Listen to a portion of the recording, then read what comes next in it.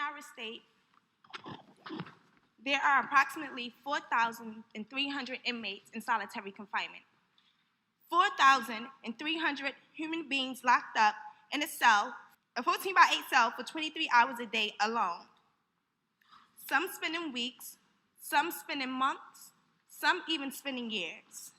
There is a large misconception about solitary confinement.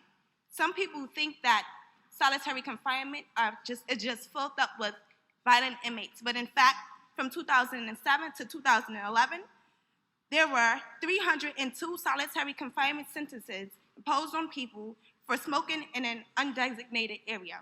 There were 135 solitary confinement sentences imposed for wasting food.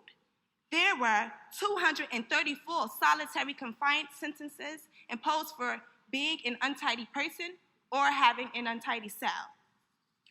Aside from its overuse and the moral issues with solitary confinement is also a financial issue to New York State. According to the Civil Services Union, it costs New York State $60,000 to incarcerate one prisoner.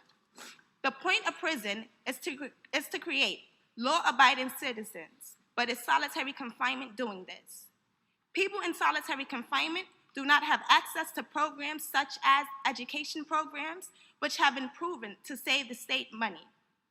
They instead sit in a cell alone for 23 hours a day, again for weeks, some for months, and some for years. There's obviously a lack of social stimulation so that when these inmates are released back into society, they have no idea of how to interact with people. Therefore, they are more likely to return.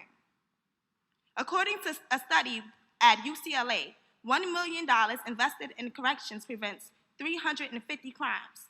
That same amount invested in correctional education prevents 600 crimes. I am urging my fellow colleagues to join me in restoring some humanity to nonviolent offenders in solitary confinement while saving New York State taxpayers' money.